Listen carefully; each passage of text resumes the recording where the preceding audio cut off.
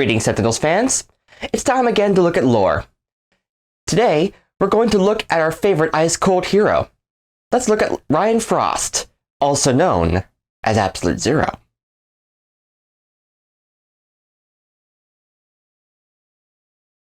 Life is hard. We all know this. But sometimes, life decides it wants to screw you over in particular. That was how I felt that fateful day. Things looked good in my life for a while. My dream job was on the horizon. I had my own place with my fiancée, and everything was wonderful. One day, me and Christine got into a fight. It wasn't even anything big. We've had worse fights and made up afterwards.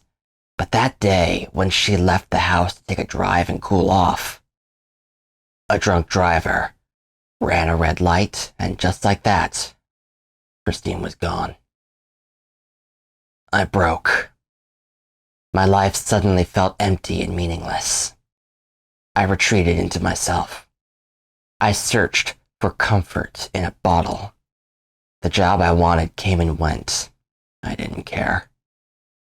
When I ran out of money, I took whatever BS job that would pay me so I could afford my next drink. I ended up working as a janitor at a chemical lab.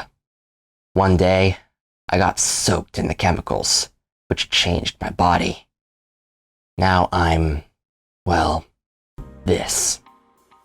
My body now needs to keep itself at an impossibly cold temperature. Even a normal refrigerator feels like it's burning hot against my skin. I was thrown into a cryo chamber just to keep me alive. I have turned from a human into a scientific curiosity. My body cells are too cold to move, but I do. My blood should be frozen, but it flows. The world continued to turn, but now it turned without me. I was approached once by this military general. They had made a suit that I could use to leave the cryo chamber and not die from the heat. It's apparently the work of Dr. Stinton. However, it was an expensive process and would continue to cost taxpayers to let me take a walk. So in order to pay for the suit, I would have to assist the newly formed Freedom 4 in protecting people. But come on, me? These people are some of the most powerful and accomplished people on the planet. I'm just a guy who is very cold. I told the army general as such. He reminded me that it would get very boring in this cryo chamber. Wouldn't I prefer to serve my country and save the world? My response? Better bored in here than dead out there. So in here I stayed. For a while. They didn't leave me completely alone. I had a TV and could see the news. I would watch the Freedom 5 fight the good fight. They didn't need me. They didn't. Until they faced against the crazy bird lady. They weren't doing good.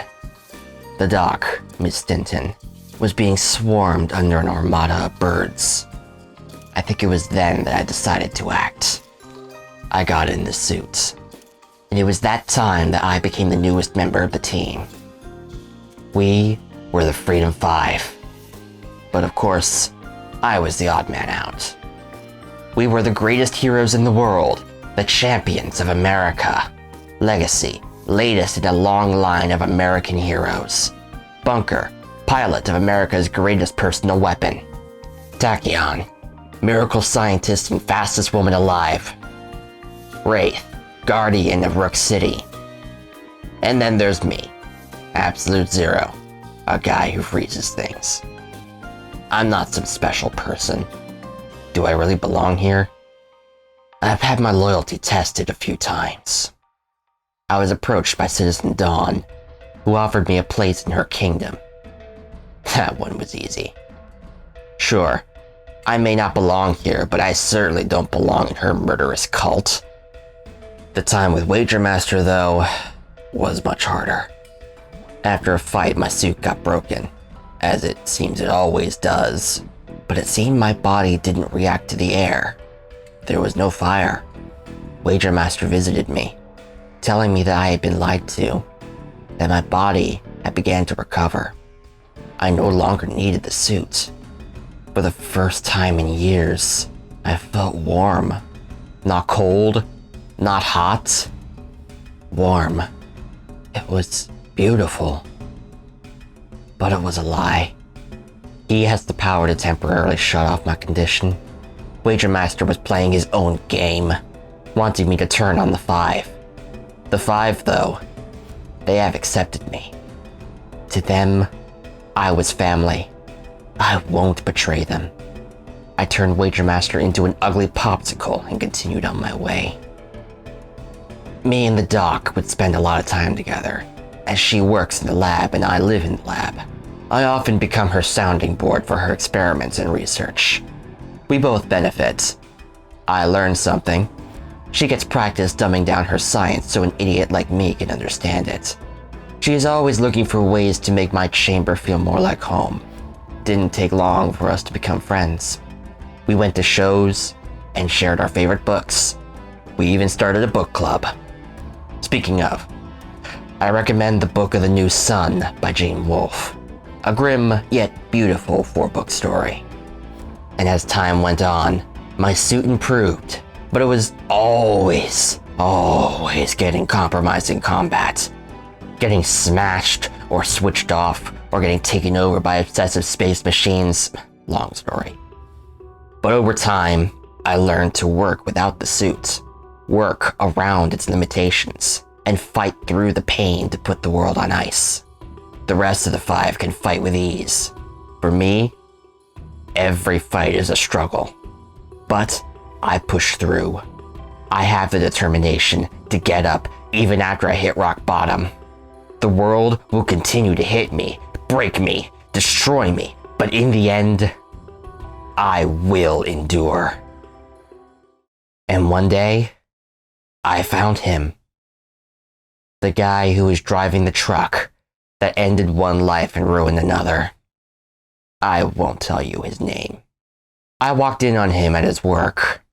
I have hated him for years, and I have thought about all the ways I would absolutely love to end him. But now, I saw him there. He had already been chewed up and spat out by the prison system. I approached him and asked, "Do you remember Christine O'Neill?" And of course, he is terrified, as I am a guy in high-tech armor facing him down and bringing up a big black mark in his past. I've read Monte Cristo. I know how this looks. I reassured him. I just wanted to see him. I wanted to look into his eyes and see what he had made of his life.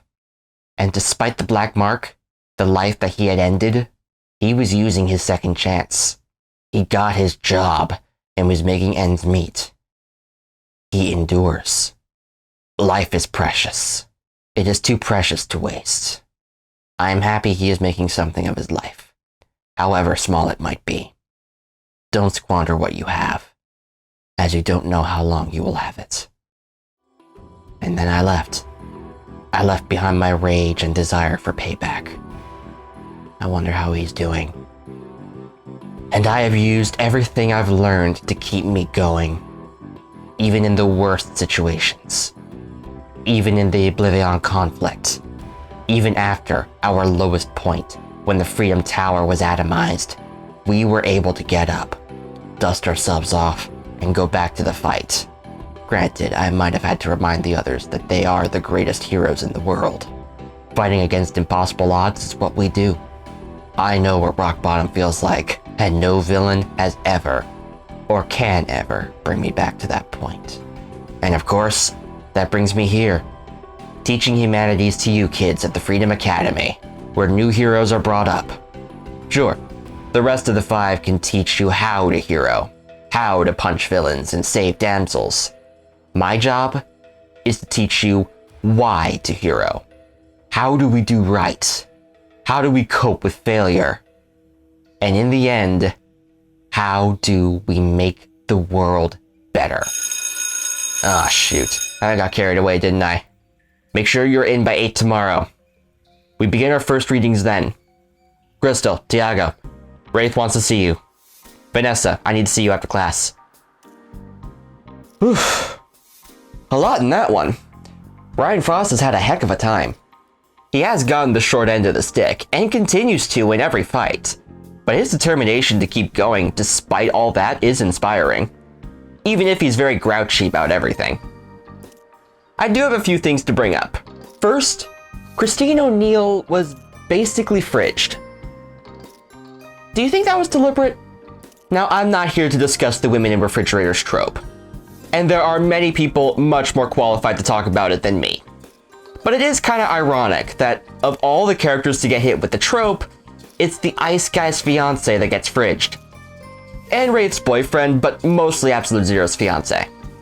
Second, as I hinted in the monologue, Absolute Zero's confrontation with Christine's killer feels like a big inversion of Count of Monte Cristo, a book that has been confirmed that Frost likes, as it is one of the books that appeals to both him and Tachyon.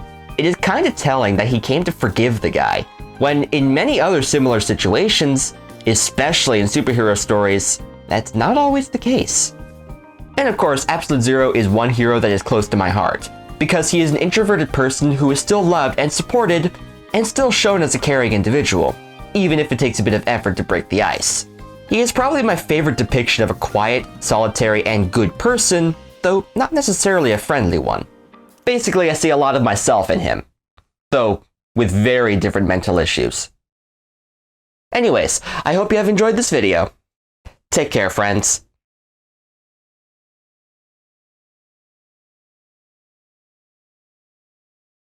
I wanted to record yesterday, but my mic's battery was dead, and I had to get a replacement. That was great. Me and Christopher seem to have a disagreement on what his voice should sound like, but... And if I may break the narrative for a second, shout out to Christopher for providing the book recommendation. And of course, Absolute Zero is one viewer... Blah, blah, blah.